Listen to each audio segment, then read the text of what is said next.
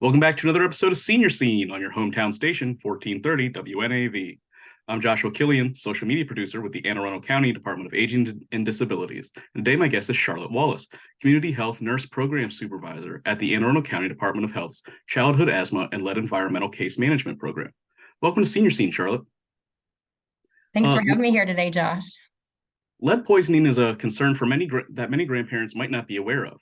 Could you start by explaining what lead poisoning is and why it's a danger to our community's grandchildren? Yeah, of course.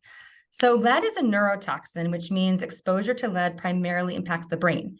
There are decades of research that show lead poisoning can cause developmental delays, difficulty learning, such as trouble concentrating and memorizing, behavioral issues such as increased aggression and poor impulse control. Sadly, the impacts from lead poisoning can be lifelong.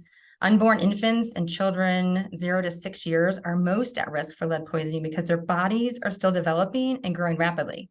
Also, younger children are more likely to put their hands and objects in their mouth, increasing their exposures to lead even more. And what are some of the symptoms of lead poisoning and how can grandparents recognize them? Yeah, great question. Most children do not have any noticeable symptoms of lead poisoning, making it near impossible to tell if a child has lead poisoning just by observation alone. Therefore, testing is very important to help identify if there's an exposure to lead.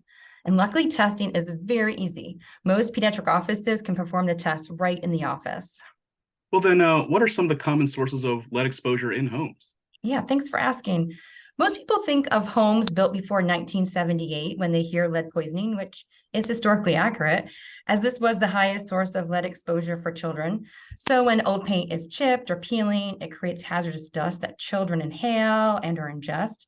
In fact, lead dust can be so small that you cannot see it. I've also been told that lead paint tastes sweet, so children are drawn to the taste.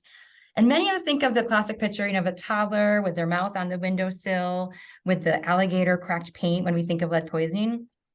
Homes built before 1978 are still the highest source of lead poisoning for children living in urban areas such as Baltimore City. A lot of work has been done to improve older buildings here in Anne Arundel County, and therefore the number of cases related to lead paint in older homes has decreased. And other sources of lead poisoning have risen as a front runner. Between 2016 and 2020, the number one source of lead poisoning in children in Anne Arundel County was related to imported spices. In other words, spices that were not manufactured here in the US. Some of the imported spices were bought by the parents or grandparents from other countries, and some were bought at international markets right here in Maryland. Another large category of lead exposure for children in Anne Arundel County is occupational dust that is unknowingly brought into the home by the parents. For example, dust from using firearms or working at a firing range, making or handling fishing weights, welding, also called soldering. It's really common with plumbers or artists that are working with stained glass. Another exposure would be a parent working in construction, renovation or remodeling of pre-1978 residential, commercial buildings, or even boats. Another surprising category of lead poisoning are imported herbal remedies, ceremonial powders, and cosmetics, especially those manufactured in India, Africa, and the Middle East. And are there any safe methods for addressing any lead-based paint issues in homes? Yeah, so if one's grandchild lives or spends more than 10 hours a week at a home or a building that was built before 1978, there are a few things to consider. The first thing to note is that lead-based paint is usually not a hazard if the paint is in good condition. The concern is mostly if the paint peels or chips and creates the dust that we often cannot see, but can be inhaled or ingested, especially by the young child. Some guidelines include if the paint is peeling or chipping, use contact paper or duct tape to cover the deteriorating area. If you're considering repairs or remodeling, do not scrape or sand painted surfaces yourself unless you have been specifically trained. Hire contractors who are trained in lead safe practices, and you can search for a certified contractor on the EPA's lead web pages. Reminder to keep infants and young children, especially under age of 6, and those who are or may become pregnant away from the areas that are being repaired or renovated. Cleaning is the same for lead-based paint in the home as occupational exposure. We always want to wash the adult clothing separate from the child's or anyone who is pregnant. We want to use wet mopping or wiping techniques to clean up lead dust. We never want to sweep, right? Sweeping lifts the dust. It makes it easier to inhale, especially for children who are closer to the ground. So just a reminder to wet wipe around windows, play areas, floors. And not all vacuums can clean up lead dust. You really need to use a HEPA vacuum, and HEPA stands for high efficiency particulate air. So in other words, a vacuum designed to capture tiny particulate matter, tiny specks of dust that we cannot see with our eyes. And we only want to open and empty those canisters from our vacuums outside. Washing hands and toys often with soap and water, and of course, always washing hands before eating. I think that's some great advice for our grandparents, Charlotte. Are there any specific resources or programs in our community that can help our listeners protect their grandchildren from lead poisoning?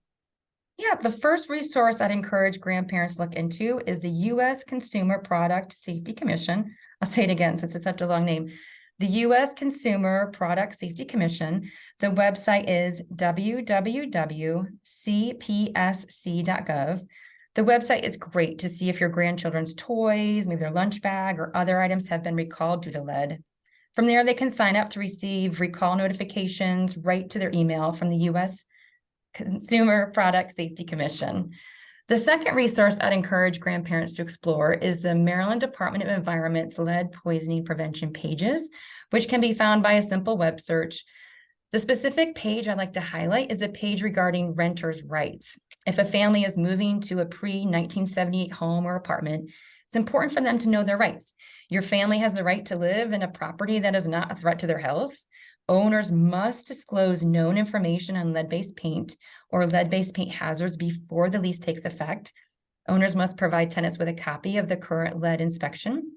And for those looking to buy a home, sellers must disclose known information on lead paint or lead-based paint hazards before selling a house. In Maryland, the buyers have up to 10 days to check for lead. And lastly, I just want to highlight some dietary support. A child's diet that is high in vitamin C, calcium, and iron helps to reduce lead absorption and rid the body of any lead that they've been exposed to. Well, lastly, could you tell us what the one thing is that you'd like our listeners to take away from our talk today? So the one thing that I would like your listeners to take away from the talk is that there is no safe blood lead level in children. I really encourage all of your listeners to ask their loved ones with children 0 to 6 years if they've had their blood lead level tested. And if not, strongly encourage them to do so. Remember, there are often no noticeable symptoms. The effects can be lifelong, and testing is easy. Well, Charlotte, thank you so much for coming on the show today and for shedding light on this critical issue. I know it's essential for grandparents to be proactive in protecting their grandchildren's health. Oh, absolutely, Josh. Thanks for having me. If you have any questions about today's show, or if you'd like to learn more about any of our programs, please feel free to contact the Department of Aging and Disabilities at 410-222-4257, or visit us online. We also encourage everyone to register for our Senior Activity Center programming, which can be found on our website, aacounty.org/senior-center. Please remember to follow us on Facebook, Twitter, and Instagram at AACODOAD, and in our YouTube channel at Arundel Seniors. You can catch Senior Scene first, only on 1430 WNAV, but remember to tune into full episodes on our YouTube channel at Arundel Seniors on Thursdays at 10 a.m. This has been Joshua Killian, social media producer with the Anne Arundel County Department of Aging and Disabilities, and you've been listening to Senior Scene on your hometown station, 1430 WNAV.